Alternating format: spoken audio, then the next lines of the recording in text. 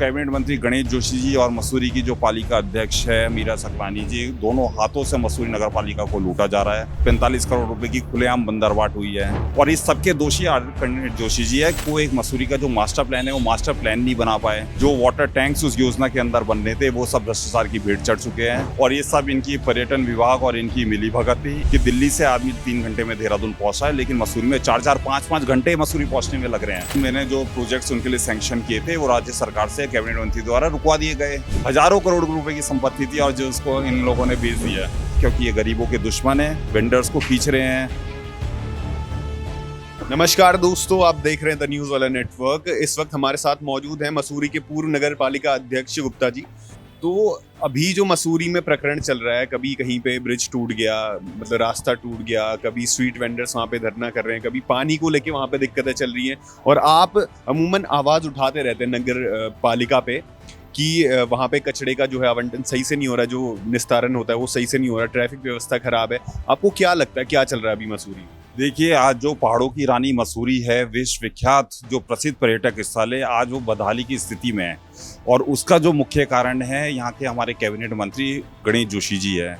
जिस तरीके से पिछले 15 वर्षों में उन्होंने मसूरी को लूटने का काम किया है और मसूरी में आज तक वो एक मसूरी का जो मास्टर प्लान है वो मास्टर प्लान नहीं बना पाए, जिसके कारण मसूरी में अवैध जहाँ निर्माण होना चाहिए वहाँ नहीं हो रहा है, जहाँ नहीं होना चाहिए, तो जिससे पूरा सिस्टम एक मसूरी का बिगड़ चुका है।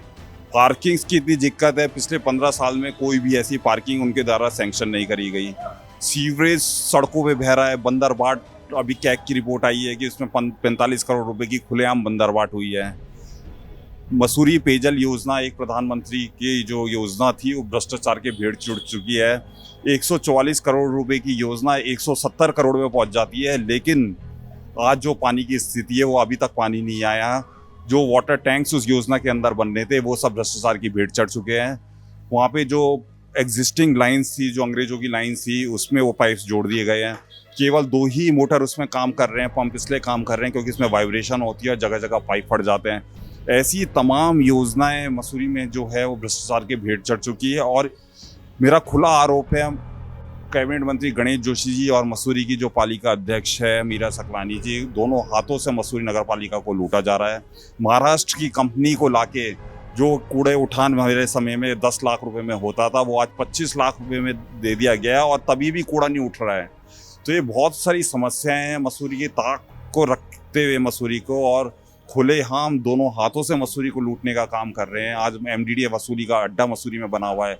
एमडीडी के माध्यम से नगर पालिका को जानते हैं, आपको क्या लगता है कहाँ पे दिक्कत हो रही है? और जैसे स्ट्रीट वेंडर्स जो वहाँ पे धरने पे बैठे हुए हैं वो तो काफी टाइम से वहाँ 2016 में बन जाना चाहिए था, आप भी रह चुके हैं, उनके लिए कुछ किया नहीं आपने भी? नहीं, मैंने जो प्रोजेक्ट्स उनके लिए सैंक्शन किए थे वो राज्य सरकार से कैबिनेट मंत्री द्वारा रुकवा दिए गए। मैं वेंडर जोन का मैंने काम शुरू कराया था, वो काम रुक गया।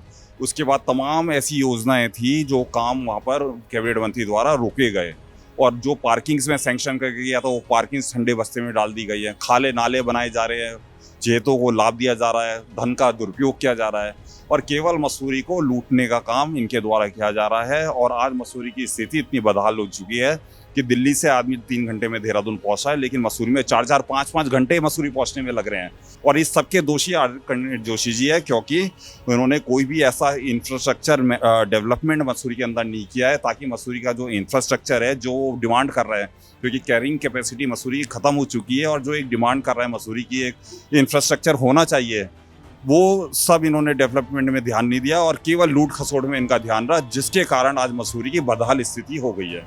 मसूरी में अभी एमडीडीए की बिल्डिंग में जो 80 परिवारों को निकाला गया, उस पे आपका क्या स्टैंड? मेरे ही टाइम पे वो कॉलोनी बनी थी और वो गरीब निम्न वर्ग के लिए बनी गई थी, लेकिन आज किस तरीके से लोगों को 2-2 बसें पीएससी की भर के उन लोगों को उस कॉलोनी से निकाला जा रहा है, गरीब लोगों को वहाँ से निकाला जा रहा है। हाईकोर्ट के ऑर्डर थे ना? ऑर्डर हाईकोर्ट के ऐसे नहीं है। हाईकोर्ट का जो ऑर्डर हुआ था 2022 में हुआ था, उसके बाद कोई आदेश हाईकोर्ट से नहीं हुआ। वो यथास्थिति बनाने के लिए बोला था और वैसी ही यथास्थिति बनी हुई थी, लेकिन एक जबरदस्ती, क्योंकि ये गरीबों के दुश्मन है, वेंडर्स को खींच रहे हैं, इन सबको निकाल रहे हैं, गरीबों की छत ले रहे हैं, तो ये बहुत सारा सब इन्हीं का ही एक वो है। इससे पहले जो मसूरी में जो 30 करोड़ का जो है टेंडर दे दिया गया था जॉर्ज एवरेस्ट का, उस पे आपका नाम आता है कि आपने वो दिया है। देखिए, मैं पर्यटक विभाग की जमीन, पर्यटक विभाग उसका मालिक, तो मेरा कौन सा होता? मेरे डिपार्टमेंट से तो कोई टेंडर नहीं हुआ। 30 साल की जो लीज हुई है वो केवल एक पर्यटन विभाग से हुई है,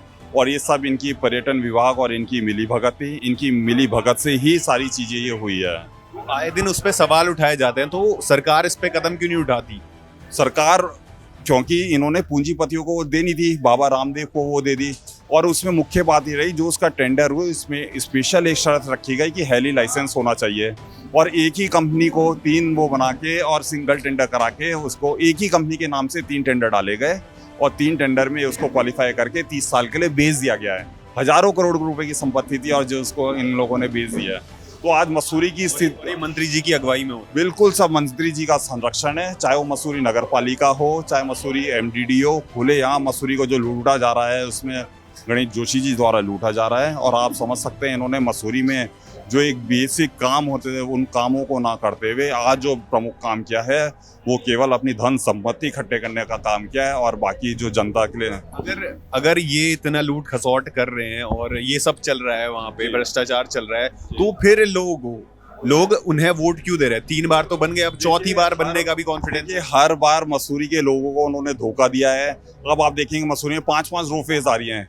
इस 3 महीने में आपने परसों देखा होगा कि 5 रोफेज सैंक्शन हो गई, क्योंकि चुनाव का समय अब मसूरी की जनता समझ चुकी है, अब और बेवकूफ़ नहीं बनेंगे। इन्होंने घड़ियां और बर्तन बांट के लोगों को बेवकूफ़ बनाने का काम किया है, इन्होंने कोई डेवलपमेंट का कोई काम नहीं किया है। तो केवल एक लूट खसोट उनके द्वारा की गई, इसके अलावा लोगों को बेवकूफ़ बनाना, लोगों की आंख में धूल झोंकना, यही काम इनके द्वारा किया गया। इसके अलावा कोई भी काम इनके द्वारा नहीं किया गया। बदलाव का चेहरा कौन होगा? आप क्यों नहीं दावेदारी करते? आपको तो लोग चाहते हैं वहाँ पे। बहुत अच्छी बात है, क्योंकि अभी बहुत सारे सीनियर्स लोग हैं, उनका आशीर्वाद लेना बहुत जरूरी है, क्योंकि अभी उनका नंबर भी है। तो ठीक है, जैसा पार्टी मतलब रहेगी आपकी दावेदारी? बिल्कुल रहेगी, लेकिन अभी सीनियर्स लोग हैं, अगर जैसा पार्टी आदेश करेगी वैसा मैं करेंगे। लेकिन अभी फिलहाल कांग्रेस को जिताने का मेन उद्देश्य है कि किसी तरह से कांग्रेस जो 15 साल से वहां नहीं है उसकी जीत हो।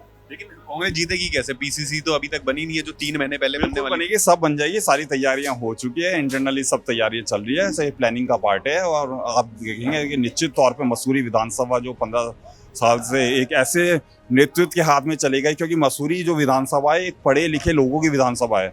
आप देखेंगे यहाँ पर LBS एकेडमी जैसे संस्थान है, ITBP है, मसूरी में वुडस्टॉक स्कूल, सेंट जॉयस, बैंक बाय एलन, 2 स्कूल जैसे संस्थान मसूरी विधानसभा में है। और उसका नेतृत्व ऐसे एक अनपढ़ और एक ऐसे आदमी पे चलेगा लूट खसूट का, जो उसको लूटने में लगा हुआ है। आज सारी लेकिन यहाँ पे विपक्ष का भी तो कोई चेहरा नहीं है ना। विपक्ष में भी सिर्फ एक ही जो है चेहरे को टिकट दिया जा रहा है। अब तो लोग विरोध भी करने लगे। नहीं, ठीक है, वो एक पार्ट है, सिस्टम का पार्ट है, और जैसा पार्टी का आदेश होगा, हमारा जो मेन काम है वो पार्टी को जिताने का है, पार्टी के लिए काम करने का है, और जैसा ही पार्टी आदेश करेगी वैसा हम करेंगे।